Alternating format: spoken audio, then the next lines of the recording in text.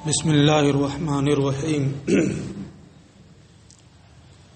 والقرآن ان کان علما کما هو المشہور فهو تعریف لفظی وابتداء التعریف الحقیقی من قوله المنزل الى آخرہ۔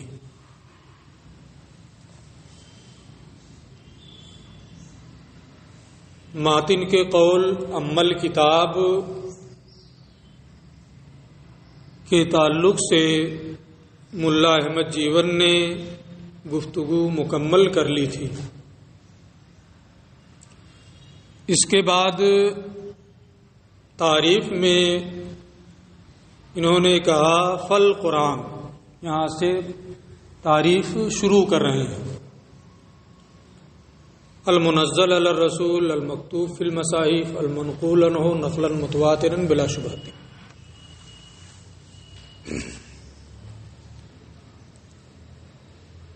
یہ کہتے ہیں کہ یہاں قرآن سے دو مفہوم، دو چیزیں مراد ہو سکتی ہیں۔ یا تو یہ قرآن علم ہے یا پھر یہ مصدر ہے۔ اگر قرآن علم ہو تو یہ تعریف لفظی ہوگی القرآن کے ذریعے سے کتاب کی، اور تعریف حقیقی المنزل سے شروع ہوگی۔ اور اگر قرآن مصدر ہو، علم نہ ہو، دونوں احتمال ہے۔ اگر اسے مصدر مانیں گے تو القرآن ہی سے تعریف حقیقی شروع ہو جائے گی۔ تو دونوں میں فرق یہ ہے کہ القرآن یہ ہے کیا، مصدر یا علم۔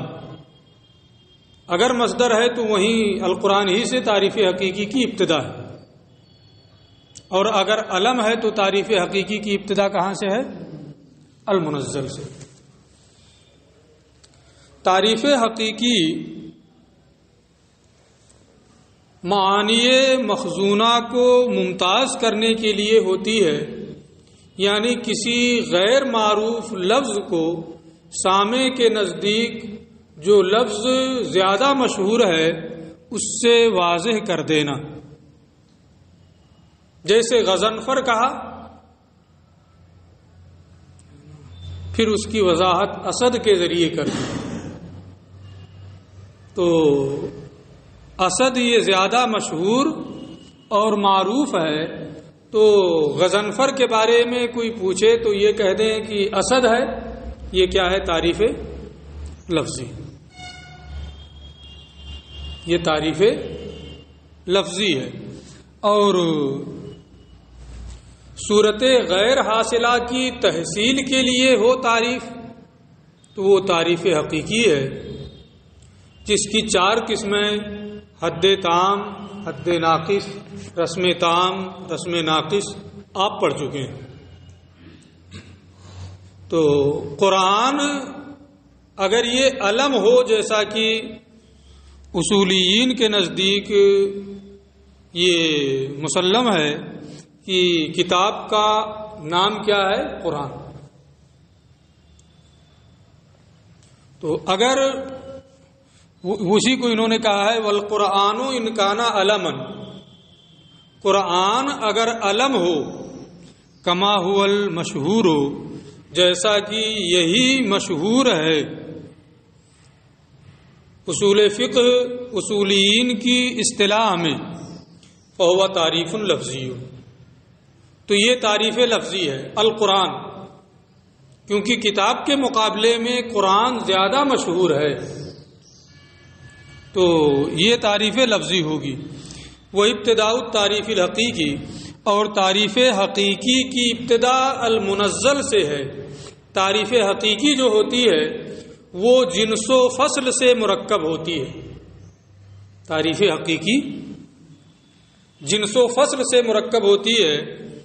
تو یہ کہتے ہیں کہ المنزل سے آخر تک یہ تعریف حقیقی ہے اگر قرآن علم ہو، اور قرآن یہ تعریف لفظی ہے. وَإِنْ كَانَ بِمَعْنَى الْمَقْرُوءِ أَوْ بِمَعْنَى الْمَقْرُونِ، اور اگر قرآن مصدر ہو تو اس سے پہلے بھی کسی درس میں نے یہ بتایا تھا کہ مصدر کا حمل درست نہیں ہوتا ہے. یہاں کیا ہوگا؟ الکتاب القرآن، تو کتاب پر قرآن کا حمل ہو رہا ہے، یعنی مصدر کا حمل ہو رہا ہے، اس لیے مصدر کا حمل درست نہیں ہے. تو اب مصدر کو مجازی معنی کی طرف لے جانا پڑے گا، یعنی یہ اس میں مفعول کے معنی میں ہوگا. اب اس میں مفعول کے معنی میں بھی یا تو یہ قراء سے ہوگا مقروء کے معنی میں، یا قرانا سے ہوگا مقرون کے معنی میں. مطلب یہ ہوگا کہ کتاب جو پڑھی جاتی ہے، جس کی تلاوت کی جاتی ہے، یا یہ کہ کتاب جس کی آیتیں باہم ملی ہوئی اور مربوط ہیں قرانا والی صورت میں.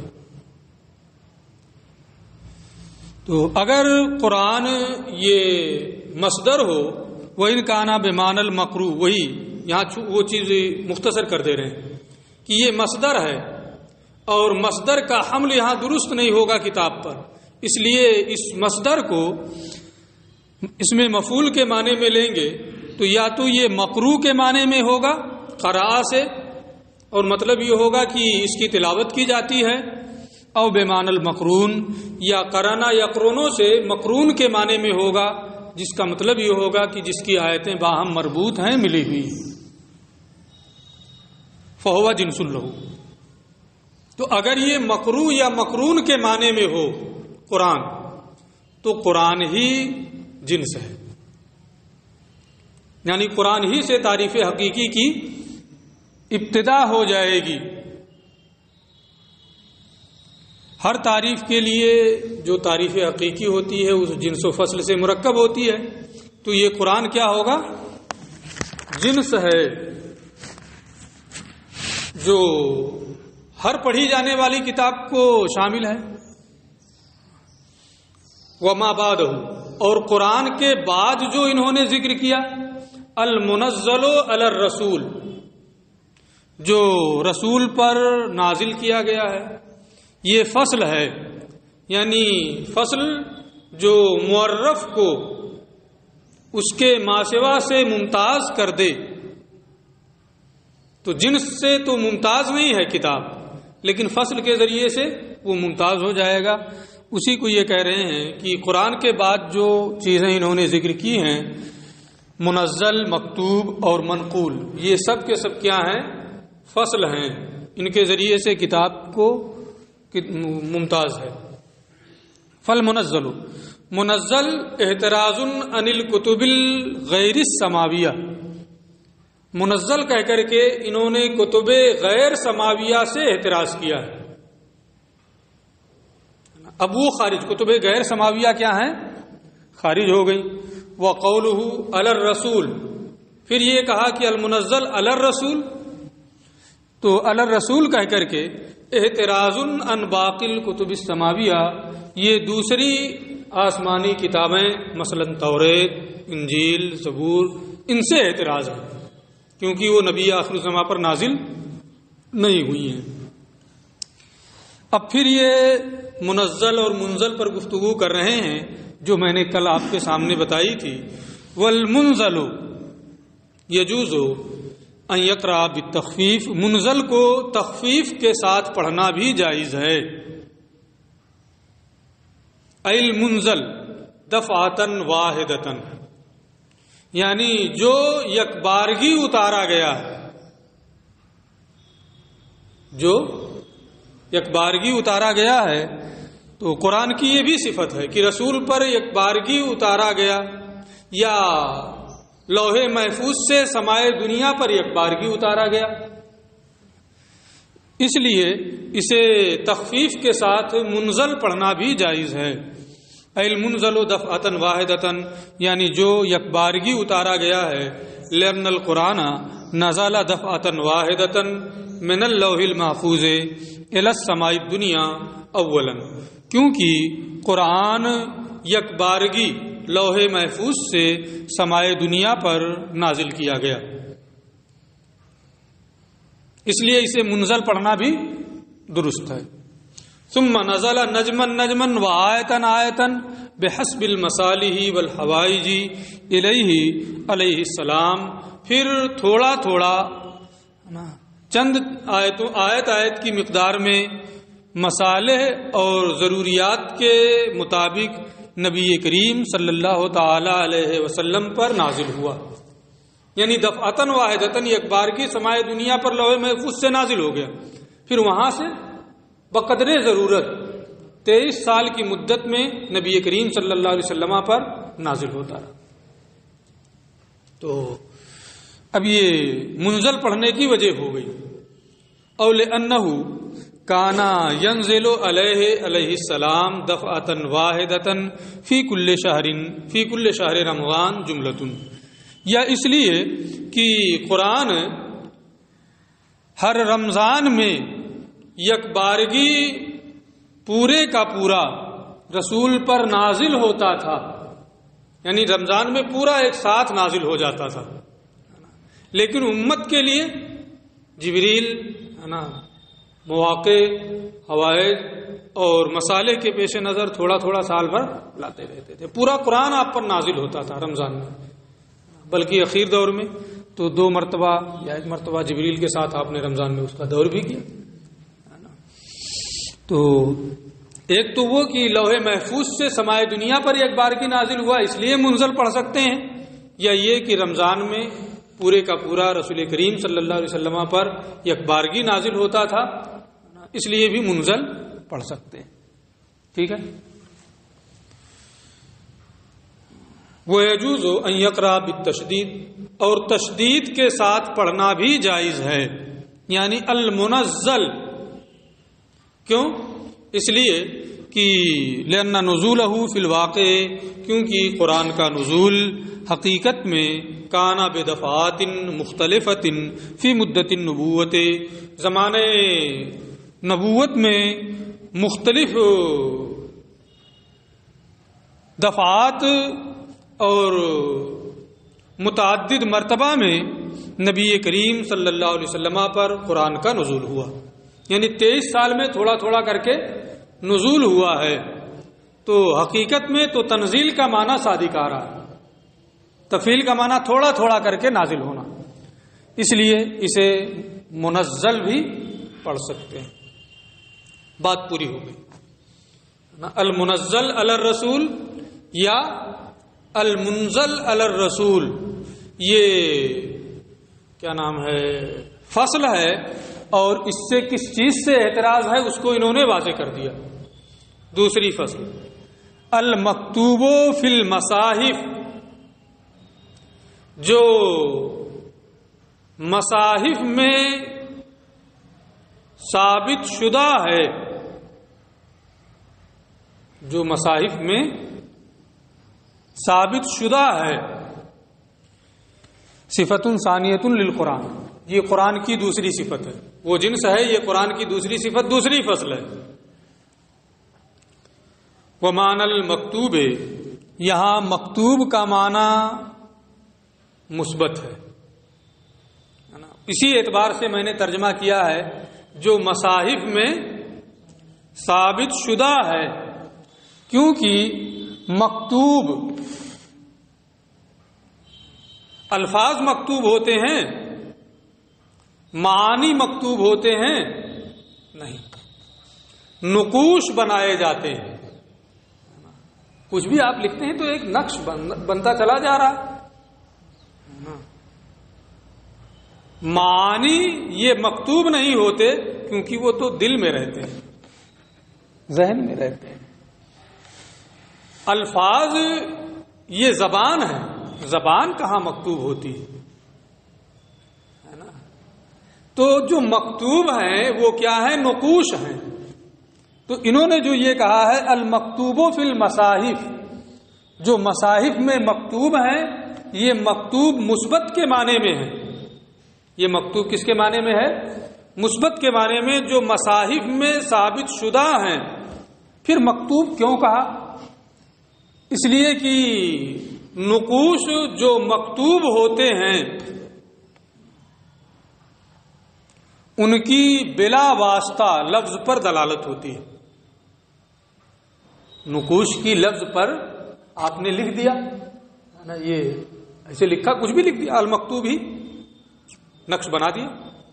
اب اس لفظ مکتوب پر اس نقش کی دلالت بلا واسطہ ہو رہی ہے، اور اس لفظ کے واسطے سے پھر معنی پر بھی دلالت ہو رہی ہے اس نقش کی. تو چونکہ وہ نقش لفظ پر دلالت کر رہا ہے اور پھر لفظ معنی پر دلالت کر رہا ہے، اس لیے انہوں نے مکتوب استعمال کیا. یہ کیوں کہہ رہے ہیں کہ المثبت یہ کے معنی میں ہے المکتوب؟ کیونکہ قرآن اس نقش کا نام نہیں. قرآن جو منقوش ہیں اس کا نام نہیں ہے. بعد میں آئے گا کہ قرآن ہوا اسم للنظم والمعنی جمیع. قرآن لفظ اور معنی کا نام ہے. قرآن کس کا نام ہے؟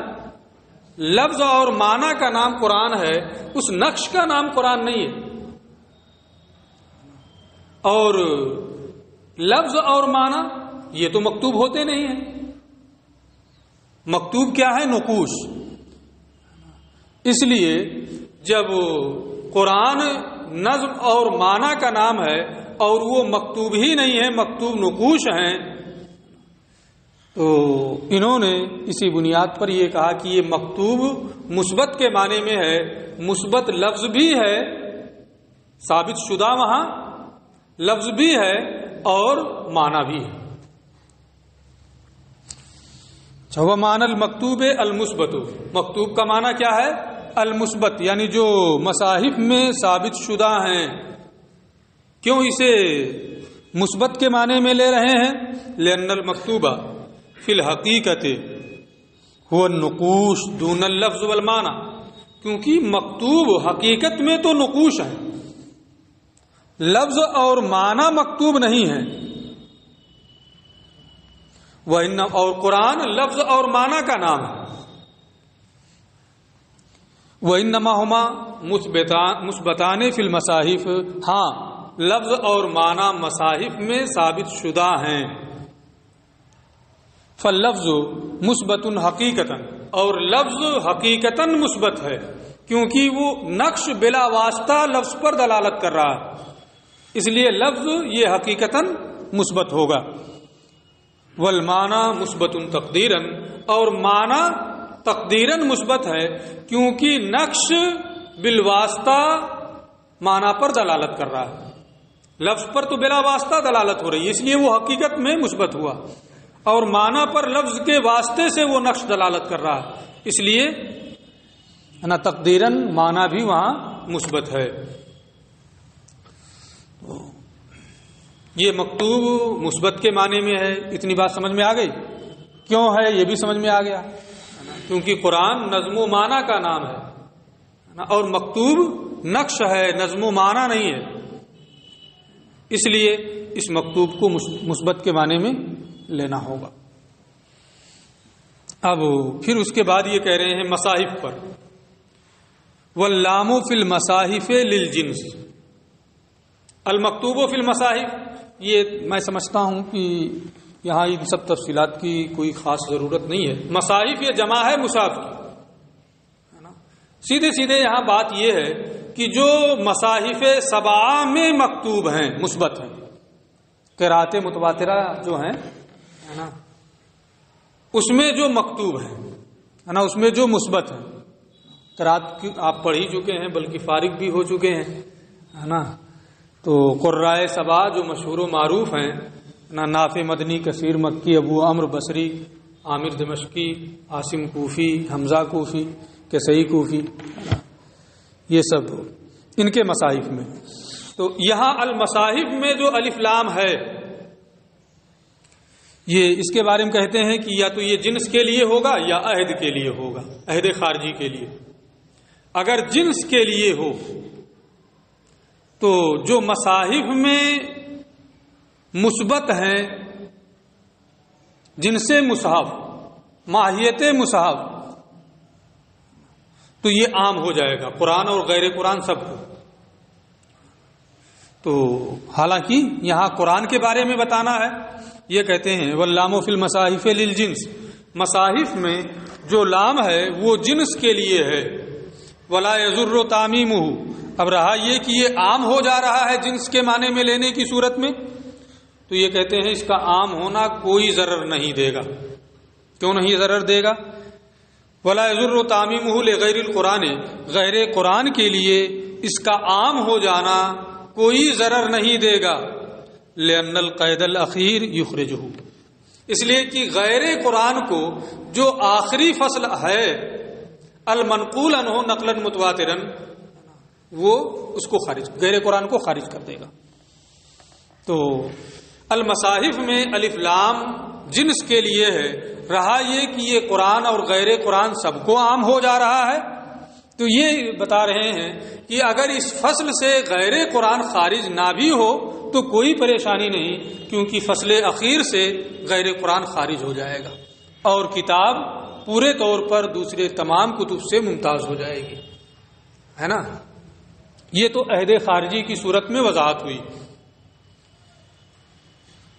او للعہد، یا المصاحف میں جو الف لام ہے وہ کس کے لیے ہے؟ عہد خارجی کے لیے. اور معہود کیا ہے؟ ہوا مصاحف القراء السبعہ، قراء سبعہ کے مصاحف، یعنی قراءت متواترہ کے جو مصاحف ہیں وہ. تو اب عہد خارجی کے اس کو یہ معہود قراء سبعہ کے مصاحف ہیں.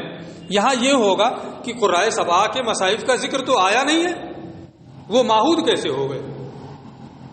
اس کا یہ جواب دے رہے ہیں وہ متعارف بین الناس، قراء سبعہ کے جو مصاحف ہیں وہ لوگوں کے نزدیک متعارف، مشہور و معروف ہیں. لا یحتاج الی ان یعرف، اس کے تعریف کی کوئی حاجت نہیں ہے. تو ان کی شہرت کی بنیاد پر الف لام کو عہد خارجی کے لیے مان کر کے اس کے جانب راجع مانا جا سکتا ہے، کوئی پریشانی نہیں. فیقال ہوا ما کتب فیہ القرآن،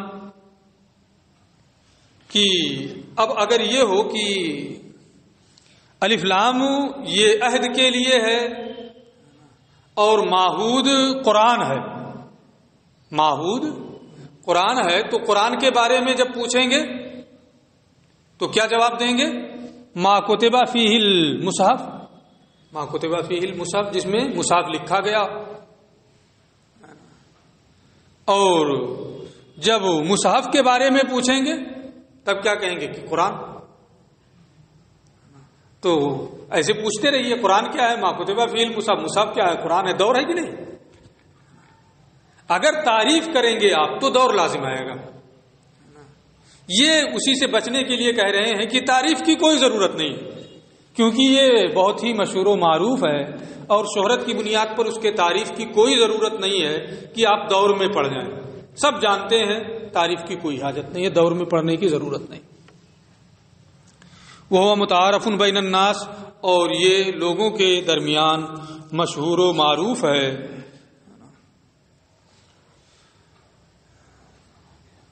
اس میں تعریف کی کوئی حاجت نہیں ہے کہ یہ کہا جائے کہ مصحف اسے کہتے ہیں ما کتب فیہ القرآن، جس میں قرآن لکھا گیا ہو. حتی یلزم الدور، یہاں تک کہ دور لازم آئے کہ اب یہ پوچھا جائے قرآن کیا ہے تو یہ کہیں کہ ما کتب فیہ المصحف، ہے نا. تو دور لازم آئے گا، تو تعریف کی حاجت نہیں ہے شہرت کی بنیاد پر. یہ بات پوری ہو گئی. وَيُحْتَرَزُ بِهَذَا الْقَيْدِ وَيَحْتَرِزُ بِهَذَا الْقَيْدِ، اور المکتوب فی المصاحف سے ان چیزوں سے احتراز ہے جن کی تلاوت منسوخ ہو گئی ہے، جن کی تلاوت منسوخ ہو گئی ہے اور حکم باقی ہے. تو جب تلاوت منسوخ ہو گئی تو وہ قرآن میں لکھے جائیں گے، مکتوب فی المصاحف، مثبت فی المصاحف نہیں ہوں گے. تو اس قید سے وہ چیزیں خارج ہو جائیں گی. اور اس قید سے اعتراض ہے ان چیزوں سے جن کی تلاوت منسوخ ہو گئی ہے اور حکم منسوخ نہیں ہوا ہے. جیسے اللہ کا یہ ارشاد ہے، الشیخ والشیخۃ اذا زنیا فرجموہما نکالا من اللہ واللہ عزیز حکیم. بوڑھا اور بوڑھی جب وہ زنا کریں تو انہیں رجم کرو، سزا اللہ کی جانب سے، اور اللہ غلبے والا حکمت والا ہے. یہ منسوخ التلاوہ ہے، تلاوت منسوخ ہے لیکن حکم باقی، قرآن میں مثبت نہیں ہے. تو اب اس طرح کی آیتوں سے، اس طرح کے اللہ کے فرمان سے یہاں اعتراض ہو گیا، کیونکہ یہ مثبت فی المصاحف نہیں ہے. اسی طریقے سے حضرت ابی کی جو قرات ہے اور ابی جیسے لوگوں کی جو قرات ہے، جو قرات متواترہ نہیں، مما لم یکتب فی المصاحف السبع، جو مصاحف سبع میں مکتوب اور مثبت نہیں ہیں، ان سے بھی اعتراض ہے. اب بعد میں ابھی ہے نا اس کی کچھ مزید مثالیں آئیں گی. تو اس قید کے ذریعے سے کس چیز سے اعتراض ہوا اس کو بھی انہوں نے بیان کر دیا.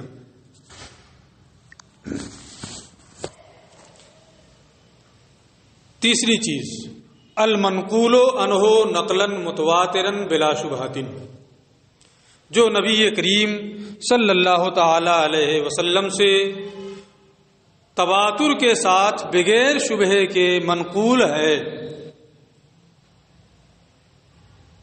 یہ تیسری صفت ہے قرآن کی، صفت ثالثۃ للقرآن، یہ قرآن کی تیسری صفت ہے. اے المنقول عن الرسول علیہ السلام نقلا متواترا بلا شبہۃ فی نقلہ، یعنی جو نبی کریم سے تواتر کے ساتھ منقول ہو، جس کی نقل میں کوئی شبہ نہ ہو. اس تیسری قید کے ذریعے سے کس سے اعتراض کرنا مقصد ہے؟ تو یہ کہتے ہیں وہ اعتراض بقولہ متواترا، متواترا کہہ کر کے انہوں نے اعتراض کیا ہے ان چیزوں سے جو بطریق احاد منقول ہیں. اما نقلا بطریق الاحاد، جو بطریق احاد منقول ہیں، تواتر کے ساتھ منقول نہیں ہیں، ان سے اعتراض ہے. جیسے حضرت ابی کی قرات قضاء رمضان کے بارے میں، کفارے کے بیان میں آپ پڑھے ہوں گے قدوری میں بھی، اور پھر کیا نام ہے اصول الشاسی میں بھی، کہ فعدۃ من ایام اخر، قرآن میں یہی ہے. لیکن حضرت ابی کی قرات میں کیا ہے؟ فعدۃ من ایام اخر متتابعات، پے در پہ دوسرے دنوں میں قضا کرنا تسلسل کے ساتھ. تو اب یہ تواتر کے ساتھ تو منقول نہیں، بطریق احاد منقول ہے. قید ذکر کی گئی ہے المنقول عنہ نقلا متواترا، لہذا یہ کیا ہوگا؟ خارج ہو جائے. وہ اما نقلا بطریق شہرہ، اس سے بھی اعتراض ہے جو شہرت کے طریقے پر منقول ہے. جیسے حضرت عبداللہ ابن مسعود رضی اللہ تعالی عنہ کی قرات فی حد السرقہ، چوری کے حد میں، کیا فَاقْطَعُوا أَيْمَانَهُمَا، کیا ہے حد سرقہ میں جو یہ آیت کریمہ ہے، پوری آیت کریمہ؟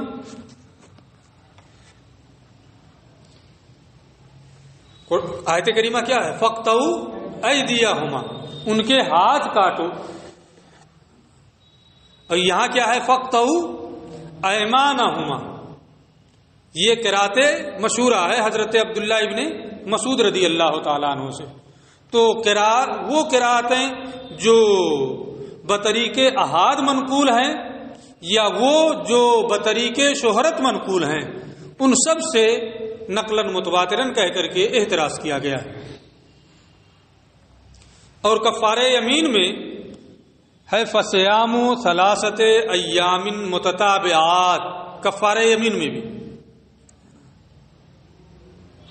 کہ 3 دن کا روزہ رکھنا تسلسل کے ساتھ، قرأت متواترہ میں متتابعات نہیں ہے تو اور مشہورہ میں متتابعات بھی ہے، تو اس کے ذریعے سے نقلاً متواتراً کہہ کر کے احتراز کیا گیا۔ ٹھیک ہے، اب یہ ہے کہ سب سے تو احتراز ہو گیا، ان منقول و انہو نقلاً متواتراً جب کہہ دیا تو جو بطریق احاد منقول ہیں ان سے بھی اعتراض، جو بطریق شہرت منقول ہیں ان سے بھی اعتراض ہو گیا، بات پوری ہو گئی۔ بلا شبہتن کہنے کی کیا ضرورت تھی، ہے نا؟ جو نقل متواتر کے ساتھ منقول ہوگا اس میں شبہ ہوگا، پھر جب اس میں شبہ ہی نہیں ہے تو پھر بلا شبہتن بڑھانے کی کیا ضرورت ہے؟ اس کو یہ کہتے ہیں وقولہ بلا شبہتن، بلا شبہتن جو ماتن نے صاحب منار نے کہا ہے، جمہور کے مذہب پر یہ صرف تاکید ہے، اسی نقلاً متواتر کی تاکید کے لیے اس کو ذکر کر دیا تاکہ کسی کو یہ وہم نہ ہو کہ متن قرآن جو ہے کبھی بطریق احاد بھی منقول ہوگا۔ تو بلا شبہتن یہ تاکید کے لیے ہے، یہ کس کا مذہب ہے؟ جمہور کا مذہب ہے۔ اور دوسری وجہ وہ لأن کل ما یکون متواترا یکون بلا شبہتن، کیونکہ جو بھی نقل متواتر کے ساتھ منقول ہوگا اس میں شبہ نہیں ہوگا، اس لیے یہ تاکید ہے۔ وہ عند الخصاف، اور امام خصاف کے نزدیک بلا شبہتن یہ قراءت مشہورہ سے احتراز ہے۔ اصل میں امام خصاف کے نزدیک یہ ہے کہ متواتر کی 2 صورتیں ہوتی ہیں، ایک تو مشہور بھی ان کے نزدیک متواتر کی ایک نوع، تو جب متواتر ان کے نزدیک مشہور متواتر میں شامل ہے تو متواتر کہنے سے جو مشہور قراتیں ہیں وہ خارج نہیں ہوں گی، اس لیے ان کے مذہب کے مطابق بلا شبہتن بھی بڑھا دیا تاکہ قرات مشہورہ ان کے مذہب کے مطابق بھی خارج ہو جائے۔ اور امام خصاف کے نزدیک یہ اعتراض ہے قرات مشہورہ سے، کیونکہ مشہور ان کے نزدیک متواتر کی ایک قسم ہے لیکن اس میں ایک گنا شبہ ہوتا ہے، اس میں ایک گنا شبہ ہوتا ہے، اس لیے بلا شبہتن بھی بڑھا دیا تاکہ ان کے مذہب پر بھی جو قرات مشہورہ ہیں وہ خارج ہو جائیں۔ یہ گھنٹی لگ گئی ہے، اور یہ ساری تفصیلات جو ہیں کس بنیاد پر ہیں اس کو یہ آگے ذکر کریں گے کہ یہ جو کچھ ہم نے کہا ہے یہ اس بنیاد پر کہ مصائف میں لام جنس کے لیے ہے، عہد کے لیے ہوگا تو کیا صورتیں ہوں گی اور پھر آگے کیا تفصیل ہوگی وہ کل انشاءاللہ